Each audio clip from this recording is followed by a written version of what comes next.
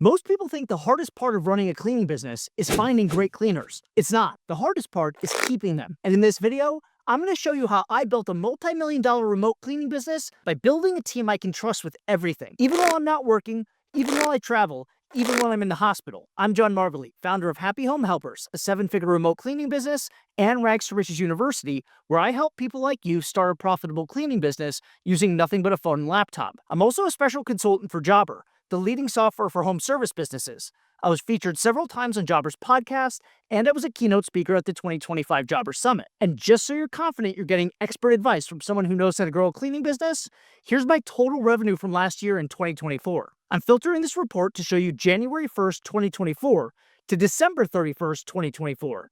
And you can see that I processed $1,330,668.45 in what was widely considered to be a down economy heading towards a recession. And I credit that to having a great team of reliable cleaners. So here's exactly how I onboard, train, protect, and keep my cleaning team performing like pros. Let's go. See, the truth is that good cleaners aren't just found, they're made. And if you want to scale a remote cleaning business to $10,000 a month, $100,000 a month or more, you need a proven system to onboard and manage your team. Here's my exact onboarding playbook, step by step. Step number 1, hire in batches. Set the tone like a CEO. I hire in batches because I already know not everyone is going to make it. This isn't a family, it's a team. And teams have standards. That first onboarding call, it's not just for information, it's a performance. It's my one and only shot to establish authority, gain their respect, and prove to them, without saying it, that I'm not just another person running a cleaning business. I'm a real operator. I lead with confidence. I speak with clarity and make it competitive because it is competitive. I tell them straight up, not everyone here is going to last. And that's not a threat, it's a fact. But for the ones who do, we take care of our people, big time. The goal isn't to scare them, it's to set the tone. Because your first impression determines how seriously they take your business. If you act like it's casual, they'll treat it casually. But if you lead like a CEO, with structure, vision, and standards, they'll rise to meet it. That first 30-minute call is where I show them I know what I'm doing, and I care about quality. I protect this company like my life depends on it. Because in a way it does. I have to lay down the law, and I make the expectations uncomfortably clear. Not to intimidate, but to liberate. Because when your team knows exactly what's expected, they can stop guessing and start performing. It's survival of the fittest. And the ones that make it through the first week, they know they're part of something real. Step number 2 is the onboarding call, and here's exactly what I cover. The first thing is attendance. If you don't show and you don't call, you don't get any more jobs. Photos are required, and if there's no photos, there's no proof, then there's no pay. You've got to turn on all your notifications on Slack, and you have to respond in a timely manner. This is our HQ. And client etiquette. You never say no to a customer. Bring it to the management team, and we'll handle it. The next thing is time overages, because we don't go see houses before we clean them. If the house is dirtier than expected, let us know immediately upon arrival, not an hour in. That's the only way we can get you paid more. Then I set expectations. I walk through how we market each service verbatim and how we sell each type of clean so they understand the promises that we're making to clients. The next thing is payroll. I want to make sure that they understand how and when they get paid, and then I open it up for a 10-minute Q&A open mic. They can ask me anything. Step number 3, protect the inner circle. After I go through the checklist and the expectations, I shift gears and I make it personal. And I tell them, this isn't just a job. This is an ecosystem, a machine that feeds families. Everyone on our team, from support to sales to operations, relies on this business running smoothly so they can pay their bills, put food on the table, and create stability for the people that they love. If there's just one mistake, one careless job, one customer complaint, that puts everyone's livelihood at risk. This is the inner circle. It's not a slogan, it's a mentality. If you're sloppy with communication, if you cut corners, if you get lazy, you're not just hurting your own name, you're threatening the stability of the entire team. And I don't let anyone stay in my inner circle who doesn't respect that. There's no second chances, no exceptions. That's why I make everything crystal clear up front. Because once you're in, you're representing us all. And if you damage our reputation, you're not just out, you're done. You're not just losing jobs, you're losing the chance to be part of something that actually takes care of its people. You see, most cleaners have worked for flaky companies, ones that underpay, ghost on payroll, have no structure, no backup, no support. This is not that. We run this like a business, and when you respect it, it will reward you.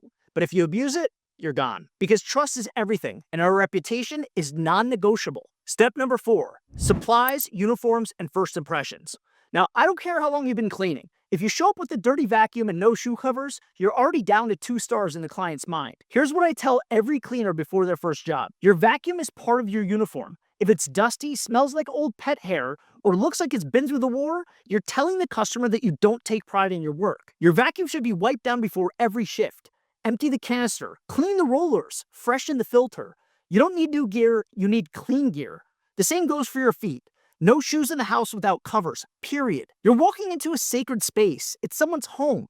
You want them to feel like you're the most respectful, professional person who's ever walked through their door. Because here's what no one tells you. Clients don't just judge you by the way you clean. They judge you by the energy you walk in with, the way you look, the way you talk, the way you respect their space. And that's what gets you the big tips, the recurring bookings, the rave reviews, and most importantly, customer loyalty. When someone trusts you inside their home, especially when they're not there, they're looking for signs, and the way you treat their entryway says everything about how you'll treat their bedroom. I have cleaners that earn $100 plus in tips just because they show up looking sharp, using fresh-smelling products, and making the client feel like they're in good hands from the first second. First impressions make people feel safe. And when they feel safe, they spend more. They trust you to come back regularly, and they tell their friends. You're not just cleaning, you're selling comfort, peace of mind, and ultimately professionalism in every detail. Step number 4, checklists equals clarity, confidence, and consistency. Every cleaner on my team gets access to the same detailed checklists we use to sell each job. Why? Because this is how we make sure they feel confident walking into every single home. I don't want my cleaners guessing. I want them to know exactly what the client was promised, because when everyone's on the same page, the jobs get done right, and the client feels heard, and then the cleaner feels prepared. We break down our checklist by what type of clean it is. For a standard clean, basically it's maintenance work. It's dusting, cleaning all major surface areas, floors, countertops, toilets, sinks, tubs. Think of it as a tidy up. Then there's the deep clean, and that includes all of the above, plus baseboards, vents, blinds, inside appliances, and high-touch detail work. Then there's the move-out clean. Think of it like erasing all signs and traces of the people that live there. Inside cabinets, closet shelves, it's thorough. Then there's Airbnb turnovers, where it's speed and precision. You've got check-in deadlines, beds made hotel style, inventory restocked, sofa and towel staging, paper sanitized strips on every toilet. Every detail checked, so when guests walk in, it's a spotless experience. Before a cleaner sets foot inside their first job, I make sure that they clearly know what type of clean it is, what's on the checklist, and what the customer expects based on how we sold them the clean. They also have to know how long we expect it to take, so we set a time goal. Because if there's a mismatch between what the cleaner thinks they're doing and what the client was told they're getting, you've got a problem. Confusion leads to complaints, complaints lead to bad reviews, and bad reviews hurt the whole team. But when a cleaner walks into a home knowing exactly what to do, they move with confidence, they communicate better, and they perform better. And the client can feel it, and that's what builds trust and loyalty. I know checklists might seem boring, but in this business, they're your playbook. They keep everyone aligned, accountable, and operating like pros. Step number 5, ride-alongs first. Nobody flies solo on day 1. They clean with the senior cleaner or supervisor until they've earned trust. You don't scale $1 million cleaning company with maybes. You scale with systems. Step number 6, I've got your back, always. One of the most important things I make crystal clear during onboarding is this. You are safe under my watch. I don't just manage this team, I protect it. If a client is ever rude, disrespectful, or makes you feel uncomfortable, if they cross a line, if they try anything shady, you come to me, not them. I'll handle it, and I'll handle it immediately. You don't have to navigate awkward conversations. You don't have to tolerate bad behavior, and you will never be put in a situation where you have to choose between standing up for yourself or keeping a job. That's my job. I let every cleaner know you're here to clean, not to be judged, harassed, micromanaged, or made to feel small. If a client disrespects one of my team members, I don't care how much they pay. They're gone. I fired plenty of clients for crossing boundaries. Because I know this kind of loyalty is rare in this industry. Most cleaners are used to being disposable. They've been yelled at, stiffed on pay, ghosted after jobs, or made to feel like second-class citizens. But when you join my team, I make one thing clear. You matter. You're a professional, and your dignity is non-negotiable. That kind of leadership doesn't just create a better work environment, it builds loyalty and trust, and it brings the best out in your team. Because when someone feels protected, they take great pride in their work. They go the extra mile, and they stay. And that's how you build a real company, not just a revolving door of contractors. Step number 7, be camera ready. Most homes have cameras. Even when no one's home, act like someone is. Wear your uniform. There's no phones, no TV, no chilling. You're being watched because people care who's in their home. And here's the biggest thing that most people miss.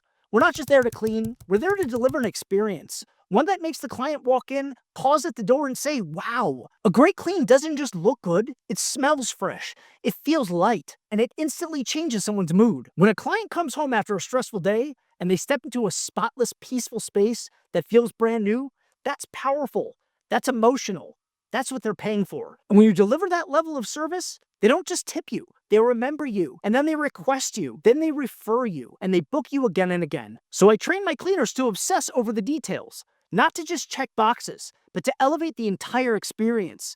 You gotta fluff the pillows, wipe the window tracks, hit the light switches, the ceiling fan blades, the baseboards, and never leave dishes in the sink, even if it's not on the list, and then spray the room with a subtle fresh scent before you leave. And here's the unspoken rule that I teach. If you see it, clean it, even if it's not on the checklist, because the best cleaners don't just follow instructions. They anticipate, and they actually really care. They treat every job like it's their own home. That's what separates average from unforgettable. You're not just wiping counters, you're creating a moment for someone. You're giving them peace, comfort, and a deep sense of satisfaction in their own space. That's what clients pay hundreds of dollars for. It's not the elbow grease, it's the feeling. So go beyond clean, go for wow. Because this is what turns a one-time customer into a lifelong client. We don't just clean homes, we create peace of mind. Because when a client feels the difference and not just sees it, that's when the magic happens. Step number 9, plan for overtime. I tell every cleaner, don't make plans right after your job. Always assume it can run longer. And if you need to leave by a certain time, let us know ahead. We'll assign you accordingly. Step number 10, maximum effort equals maximum pay. Here's the secret to retention: cash flow. You want great cleaners? Give them a ton of hours, jobs, and pay. Very few people leave high-paying jobs. I always bonus for good reviews, and we buy perks like Netflix or gym memberships for top performers. I reward loyalty and professionalism. Simple. Step number 11, side deals is game over. I warn every new hire, if I catch you making side deals with clients, you lose your entire paycheck. I have signed contracts that give me legal power to withhold pay for any of these violations. I don't want to use them, but I will. And I remind them, you're here because I spent thousands of dollars on advertisements just to get these customers. Step number 12, respect the business. This isn't a side hustle for me. It's a machine I built from scratch. So they know time goals matter. Read the job notes, know where to find the gate codes, communicate, take photos, give full effort. Because this is what makes remote cleaning work. Great cleaners don't just show up. Like I said in the beginning, they're built, trained, held to a high standard, and rewarded accordingly. If you want to build a business that runs without you, start by building a team that would take a bullet for your brand. You gotta treat them like gold, but hold the line, because your reputation is the only thing that matters. And if you found this helpful, hit like, drop a comment, and subscribe. And if you want my full playbook to launch or scale your remote cleaning business, the link's in the bio, or go to johnmargulitte.com to get access now. I'm John Margulitte, and this is how you build a cleaning empire, one cleaner at a time. Catch you in the next one.